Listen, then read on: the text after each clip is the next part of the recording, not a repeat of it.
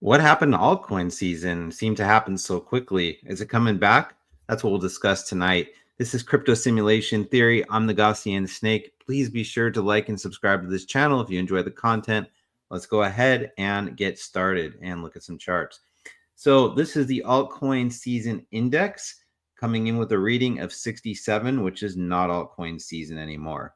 We've dipped below the 75 boundary line, and it looks like we might even head a little bit lower. We do have some nice horizontal support that's built out around the 40 to 50 level. So I might look to that as an area that we could see a bounce in the future, but we're not in altcoin season anymore. That being said, there are still quite a few altcoins that have outperformed Bitcoin in the past 90 days.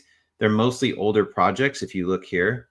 So that's just, that'd be a pretty disappointing altcoin season, right? To just have older projects sort of be the only things that run. Do I think that's the case? No, I don't think that's the case. I think we're going to see a lot more running soon. This is Bitcoin dominance on the weekly time frame. And I mean, look at all the moving averages from the 20 to the 50 to the 100 are starting their death cross pattern with the 200 week.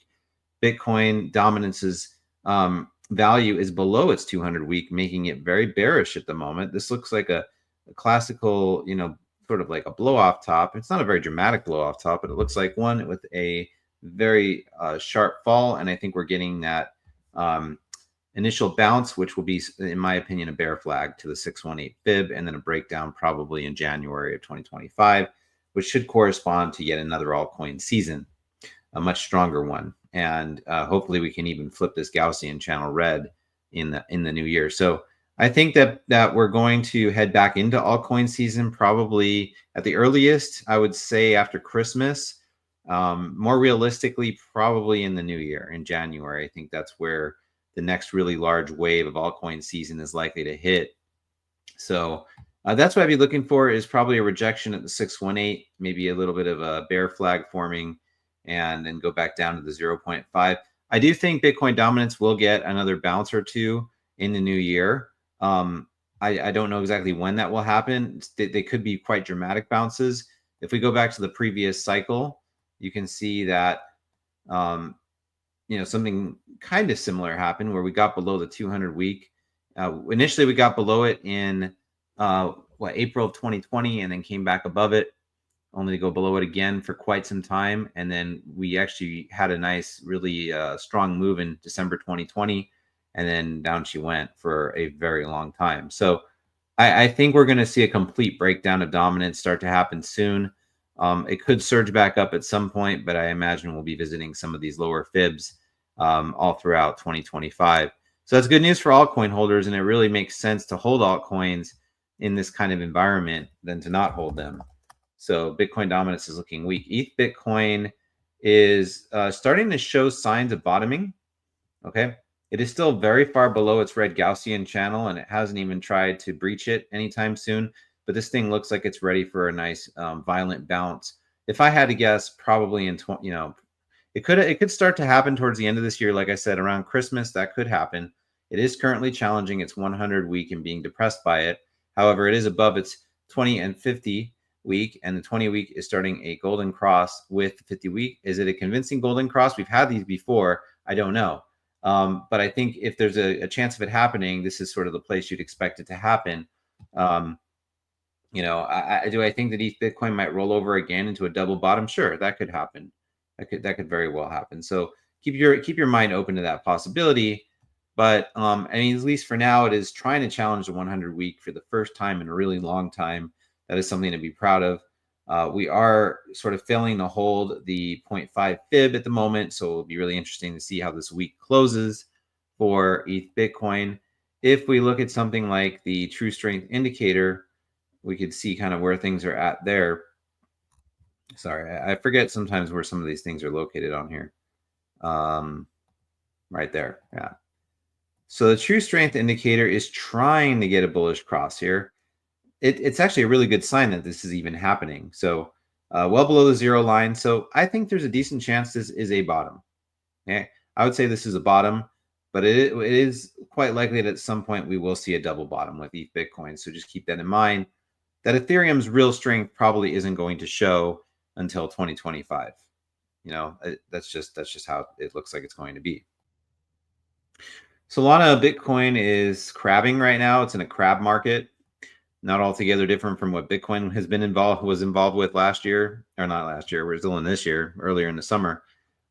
It's just kind of been oscillating between the 618 and 786 fib. It looks like it's heading back down toward the median line of its Gaussian channel, potentially to the 618 fib. I do expect Solana to outperform Bitcoin in 2025 again. Will it take out the one fib? I am not sure if it will. I think it will, but I'm not 100% sure. Is Solana an oscillator or a bleeder? I think it's probably an oscillator.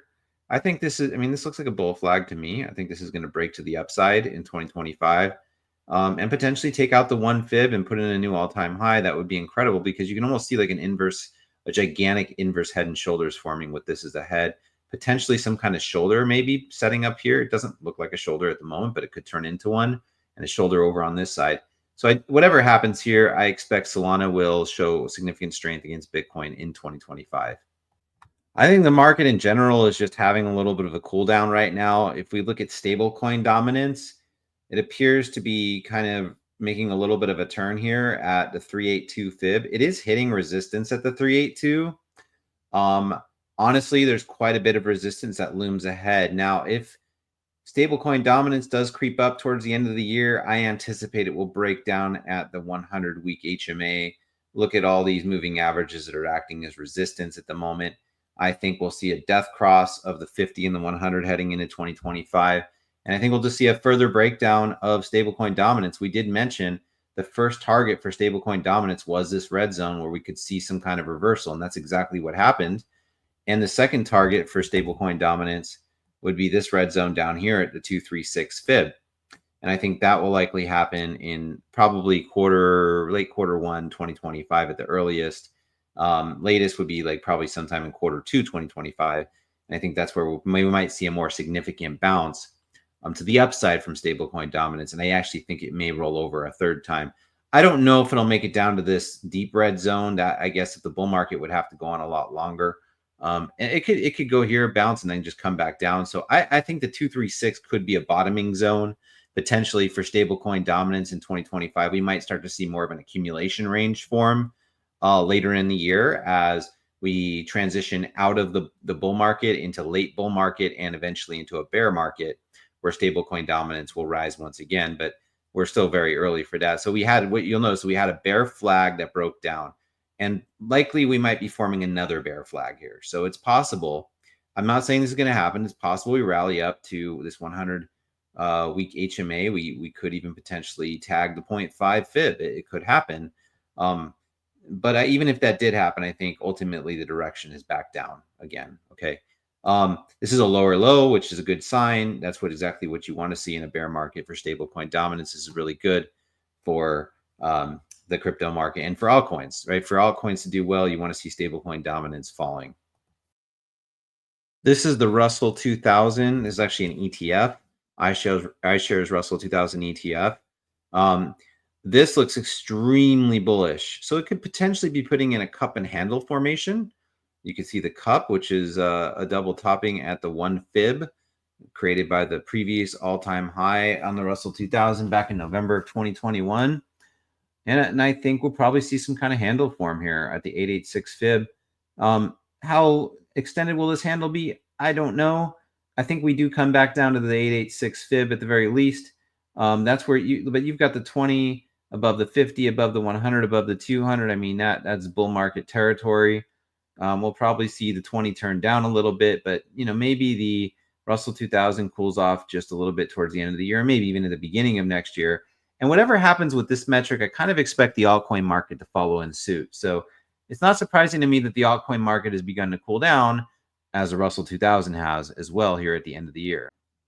Okay, so this is global net liquidity, M2 money supply. So it's done a nice inflection here. It's blasted through its red Gauss ribbon. That's bullish. It's above its 20.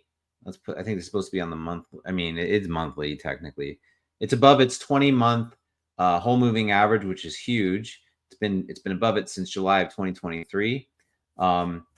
And although we had a death cross back in July of the 50 week or 50 month with the 20 month, you can see this is starting to curl back up. We do have some resistance at 22.15 trillion. That is the 200 month. That's going to be a difficult level to overcome. And we also have the 100 at $22.71 trillion. So I don't know exactly the extent to how high liquidity is going to go in 2025, but I imagine we should watch out for this red moving average. We've been above this red moving average for pretty much the entirety of money's supply history, as far as I know. I mean, I have to go back and look, but it's been a really long time since we've been in this kind of situation. So we could see some pretty dramatic growth from the money supply. And, I mean, if we blast through the red, and which is the 200 month HMA and the 100 month, that would be huge. So let's see what happens in Q1. But the overall picture here for altcoins is really, really optimistic. It looks to me like we'll have at least one, maybe two more altcoin seasons. And I'm talking major altcoin seasons heading into 2025. So I see no reason to be bearish on altcoins. If anything, this is just presenting altcoin accumulation opportunities. That's most of what I see right now. So from my perspective, and this is not financial advice, nothing in here is, it makes sense to be accumulating altcoins. I think we're kind of in an accumulation opportunity of a lifetime right now. And this opportunity could last into January. It doesn't have to end in December. I think it's going to take a little bit of time for altcoins to get revved up again and really start to run hard. But I don't think we're looking at months. I think at most, maybe a month. Okay, from here, maybe at most. I think altcoins could rev up again as soon as the very end of the year, around Christmas time. At the latest, sometime probably mid-January would be my estimate, based on what I'm seeing in the charts. So, and I think we'll get our first truly major altcoin season, which arguably we already got the first leg of with some of the older altcoins.